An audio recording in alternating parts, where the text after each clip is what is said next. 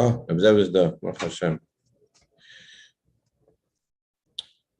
Okay, we're going to learn the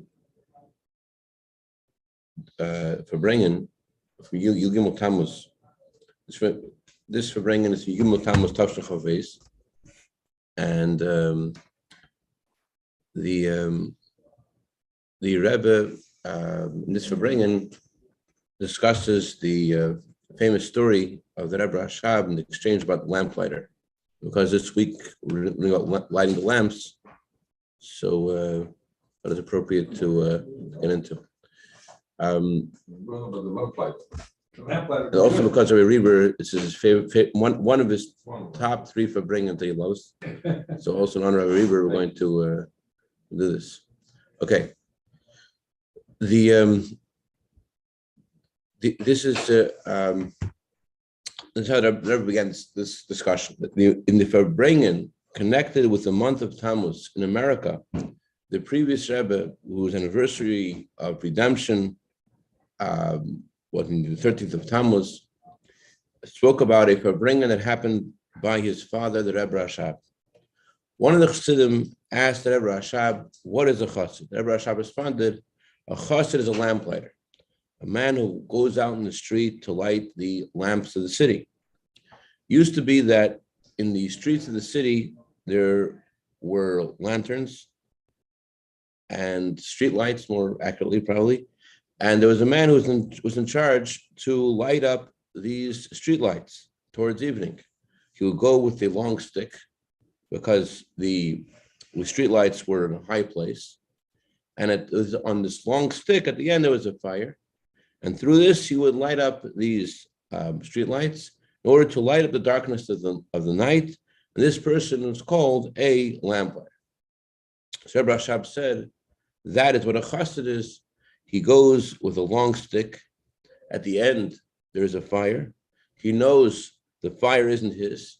And his job is to use this fire all of the street lights. So the chassid asked, what do you do if the lamp is in a desert?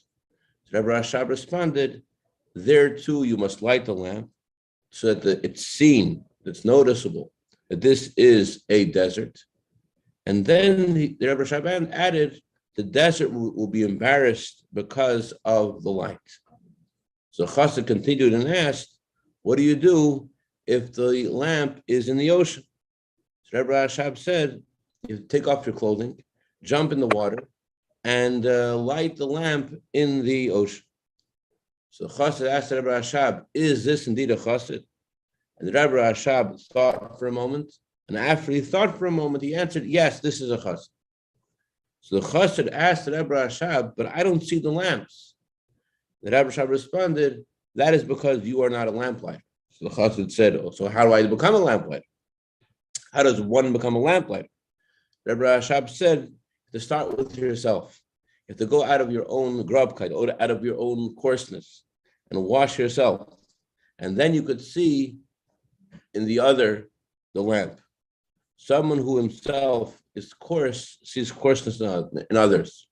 When you become refined, when you become edel, then you see the edelkeit, you see the refinement in others as well.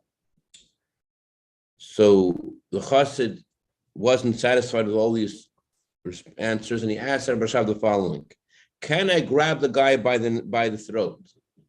And the Rebbe Rashab answered, by the throat, no, but by the lapel, yes. That was the story the previous Rebbe said, that he heard from his father about his responses to this chassid. So although regarding the chassid who's asking this question, you cannot know if all of his words are precise and meaningful in every detail. However, since the response came from the Rebbe, who was the leader of the generation, and the Rebbe, the leader of our generation, the Frierdiker Rebbe, he said the story. He said both the questions and the answers. And he knew that later it's going to be publicized, and we're going to learn it in order to derive lessons from this. So understood that the lesson we need to learn is not just from the general concept, but also the details. As we spoke many times, the Rebbe said that everything, even something which may appear only as a casual conversation of the wise, not their teachings of Torah, just a casual conversations,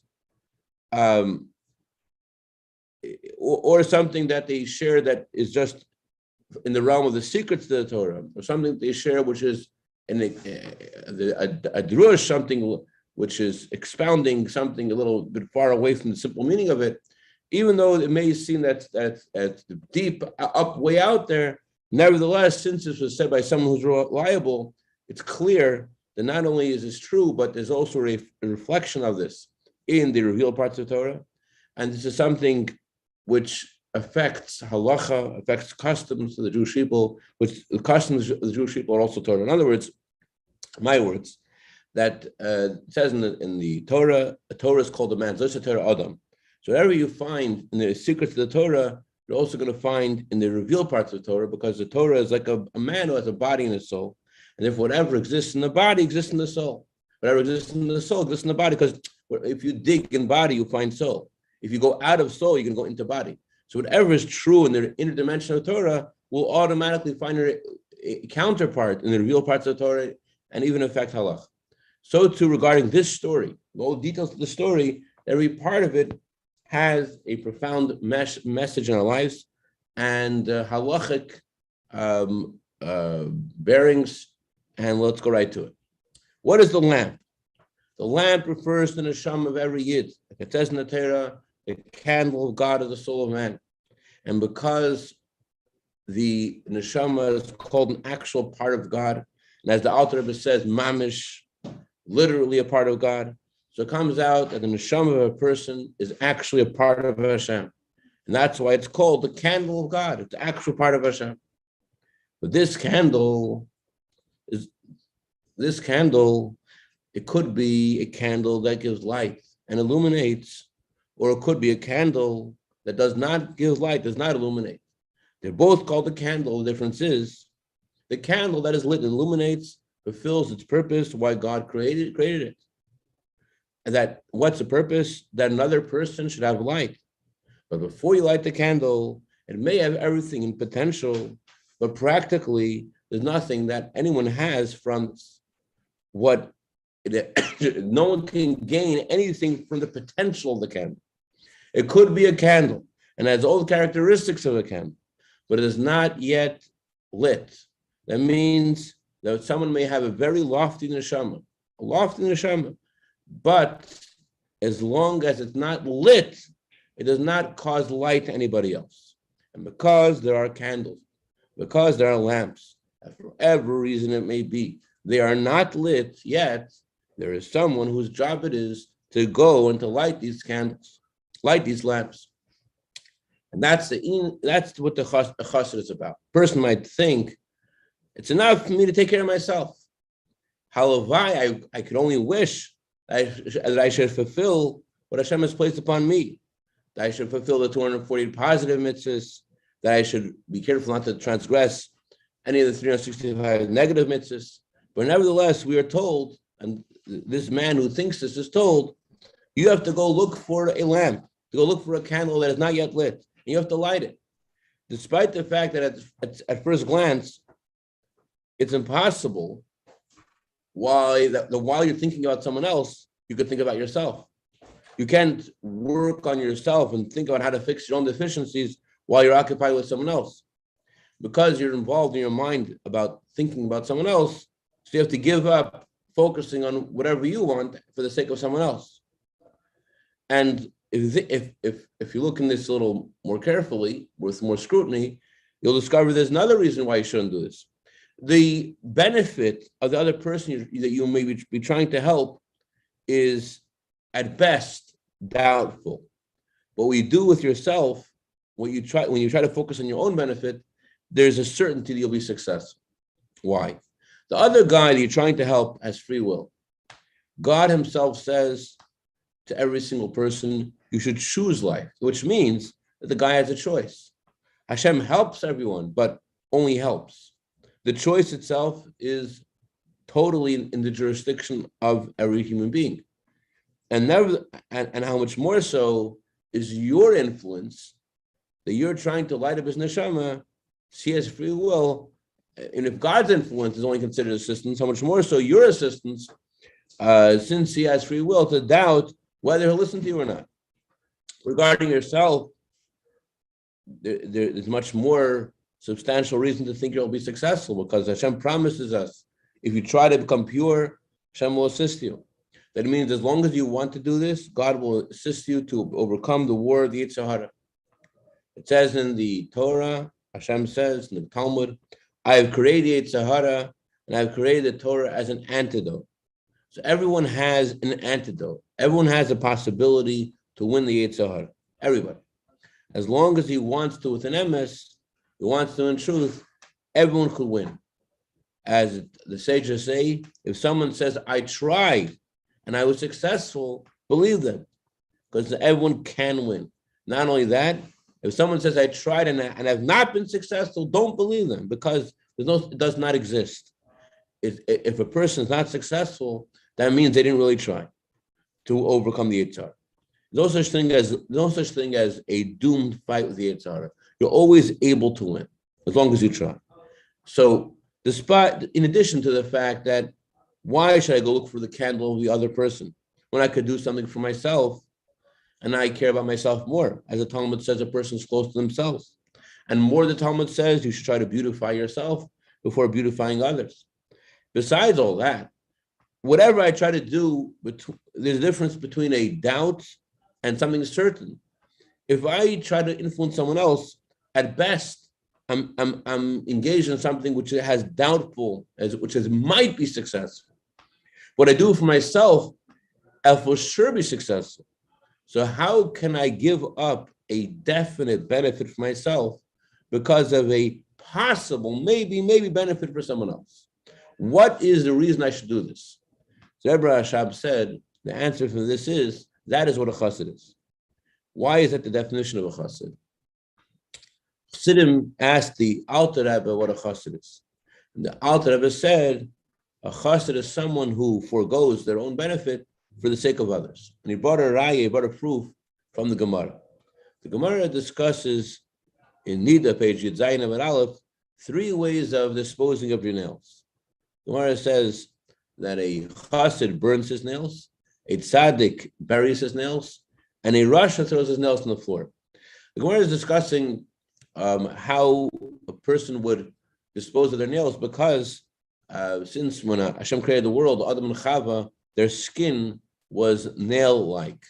So if a pregnant woman walks on top of a nail, so it's reminiscent of the sin of the tree of knowledge, and so Chatz Hashem, it's not considered a good omen for a woman who Chava, Eve, was instrumental in making that mistake happen, and therefore a pregnant woman is not supposed to walk on top of a nail. So what does a rasha do? A rasha says, I don't care. I don't care if this will cause a miscarriage. He just throws it on the floor. Chas Hashem. Rachman al-Tzlan. A tzaddik buries his nails. He's not a rasha because he covered his nails. He covered them. He buried them. But nevertheless, it's not considered perfect because it's possible for them to be uncovered. And therefore, he's called a tzaddik. He's not called a chassid. Only when he burns them, and there's no possibility at all that they'll ever be uncovered, then he's considered a chassid. But the thing is like this: it says in Tosfos that whenever you burn a part of your body, anything that comes to your body, including a nail, that causes, it's not a good omen for you. That can hurt you. I think that's the reason why people put in wood when they burn their nails. It says not yom yom, so it shouldn't just be the nails. Anyways, so think about this. The deficiency you have when you burn your nails isn't deficiency in yourself.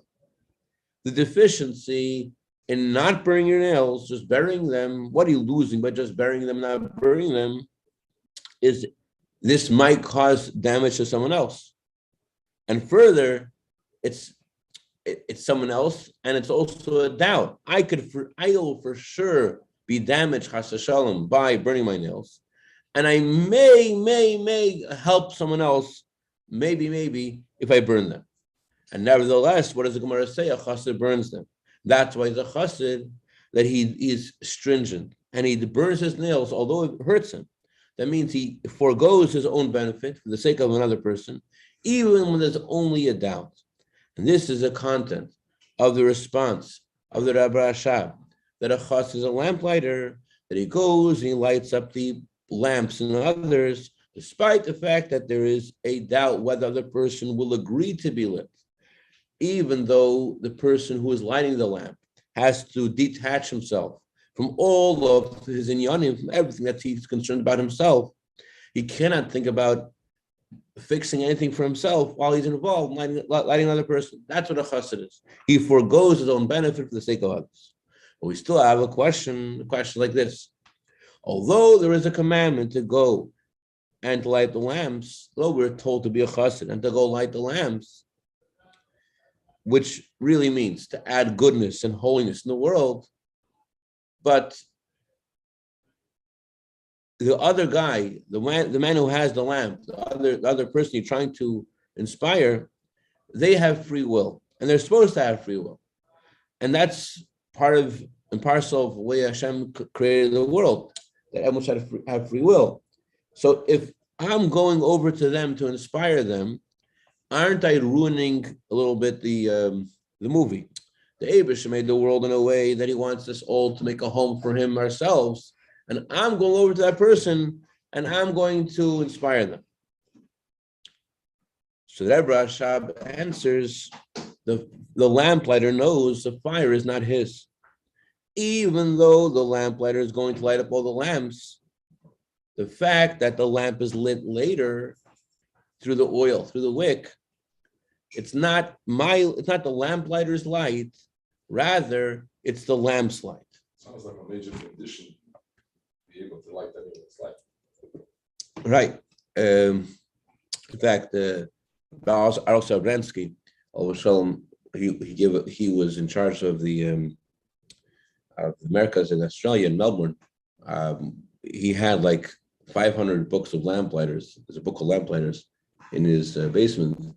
Before any of us went off to light up any lamps, we rearranged, and I was there to go to these far off cities in Australia.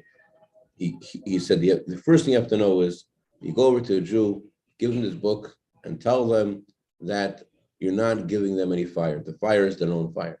It's not. You have the fire. You're giving them from your fire. They have their own fire. But more than that, I said adds another point. Not just that they have their own lamp, but the fire itself is not your fire. There's two different things. One is that the lamp is their own lamp. Number one. And we'll see in a second. Also, the fire you're using isn't your fire.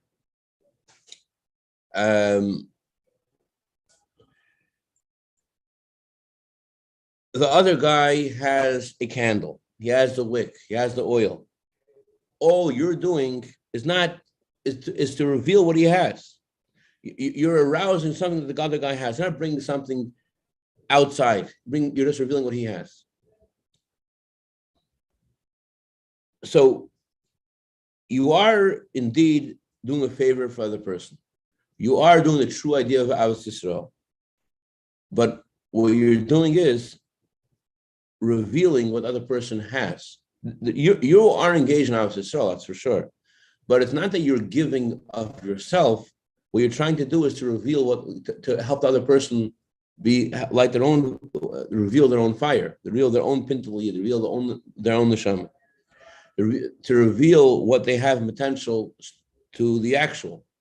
And so the other person should be illuminated. And that's what the Rabbi Rashab continued and said, that you shouldn't have any arrogance from your activity, from your effort to light up and illuminate the other person. Because you should know that you are only a stick. What you're doing is similar to what the Gemara describes, ma'aseh, something that a monkey could do. You're not bringing your own fire. Rather, the Eibusher is helping this person be lit and with their own candle to be lit, and you are merely an agent for Hashem's fire. Hashem is giving the fire, and you're just carrying it. In other words, you're illuminating the other person with Torah mitzvahs. That's Hashem's fire. What are you doing? You're carrying the Torah mitzvahs to the other person. It's not your own fire; it's his. It's Hashem's fire. What is inspiring? What's going to impact the other person? It's not you. It's the fire of Hashem. So if you were trying to do something in order to brag about it, so people should call you a rabbi, people should call you a chassid. So then the Rebbe says you do not have the fire at the end of the stick. You lose; it goes out.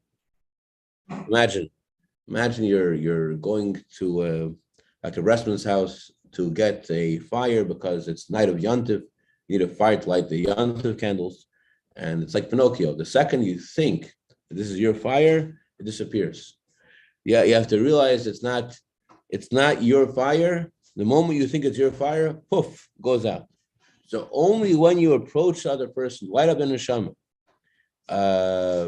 then you, in this way, that you realize that it's not your fire, it's Hashem's assistance, it's Hashem's fire. Then you are the real lamplighter, and that's what a chassid is about. As the Rebbe Rashab said, that a chassid forgoes their own benefit for the sake of others.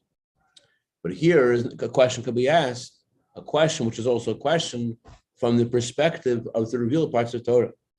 There's a rule in the Talmud. The Torah talks about most scenarios. When the Torah says something, it's not 100%. It's not talking about 100% of scenarios. The Torah generally, when it says something, it's talking about most scenarios. In other words, what that means is the Torah's commandment is for all places and all times, but the commandments of the Torah are set according to the circumstances of most of the Jewish people. So in our situation, most Jews, when you go to them and you speak to them about Judaism, they'll be inspired. As the Medrash comments on the verse, I am asleep and my heart is awake, says the Medrash, even when my neshama is in a state of sleep, my heart is still awake to Hashem. My heart is still awake to His Torah. My heart is still awake to His mitzvahs. That means that you just need to arouse a Jew from his sleep and the Jewish heart will start to pump. So regarding most Jews, Hashem commands us in the Torah to illuminate the candle of God, the soul of man in each person. The question is regarding the minority. Is there also an obligation vis-a-vis the minority of Jews who are not in the category that are so prone, given to be inspired? Those who are not, am I also obligated to inspire the minority who are not going to likely listen to what I have to say, likely to allow their lamp to be lit? And in this minority itself, there are two categories. There are two kinds of tests that we ask Hashem not to have, or that Eov asked Hashem not to have. It says, do not give me poverty, do not give me wealth. So Talmud says the meaning of poverty is in knowledge. The meaning of wealth is in knowledge. So these are the two extremes. So the question the Chassid asked, what do I do if the lamp is in the desert? What do I do if the lamp is in the ocean? What the Chassid was asking about was there are two scenarios where it seems impossible to inspire the other person. Do I also have the obligation to light up the lamps in those two circumstances? So what's the idea of the desert? The desert, as the Torah says, the desert is a place that no man goes, no man lives in the desert. That anyone who has any connection to being human, even the lowest kind of person, cannot last in the desert. If that's true in a physical desert, so the spiritual desert, someone who's poor in knowledge, means he has no Torah, he has no wisdom. He's a desert man. He has no good character. He has no manners. You can't find any humanness in him. Just like you can't find any humans in the desert, so you can't find anything humane in this person, anything human. In the Alter Rebbe's words in Tanya, he is called a creature of God. His only virtue is the fact that God created him. So he is like a total desert, which is also created by God, and you cannot find anything good in him. And he himself knows he has no virtue. It's like the way Chassidus explains what chutzpah is. Chutzpah, says Chassidus, means not that you think that you are better than anybody else. You know, real chutzpah is when you know you have no virtue whatsoever. and your whole being is about fighting anyways. When you hear something from someone, you have to say the opposite, not because of any reason, but because the very existence of the person disturbs your existence. It's just a plain chutzpah without any reason. There could be chutzpah because of your wisdom, because of your money or whatever. But the real meaning of chutzpah is for no reason whatsoever. The other person's existence bothers you, and therefore you fight against their existence. Therefore, ask the question: what do you do when the lamp is in a desert? When you meet a person who is, you talk to him once, talk to him a second time, and you talk to him many times, and you see that he is in a status of a creation of God. He has no virtues whatsoever. He is just a chutzpah. He's insolent, arrogant person. He has no interest in hearing what you have to say, or anyone has to say. So is there an obligation to light up this lamp? So Rashab says, when a lamp is found in the desert, you have to go and light the lamp.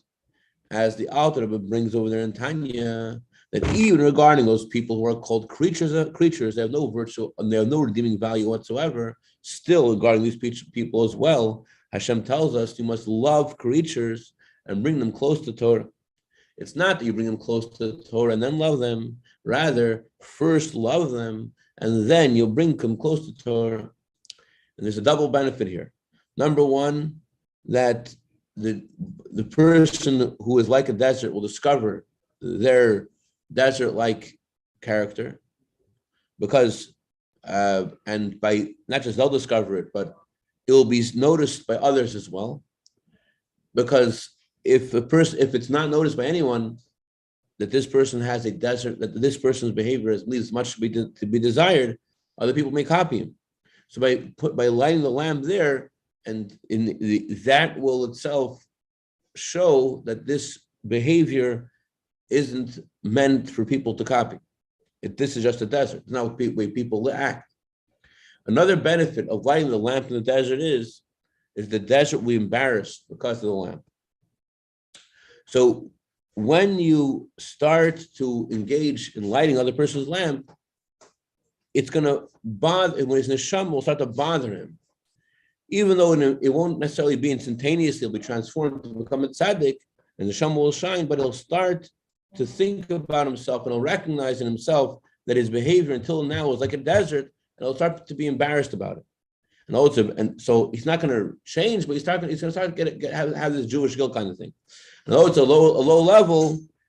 low level of fear, but that's the beginning of the service of Hashem. And through this, we'll be able to ascend from level to level. As Rabbi Bicham and Zakkai said, I wish your fear of Hashem should be as much as your fear of people. When a person wants to Naveira, he thinks, does anyone see me? So this person will start to be conscious of what he's doing in the world, and this will eventually stop him from being a desert, as it says in the Torah, Hashem will make the desert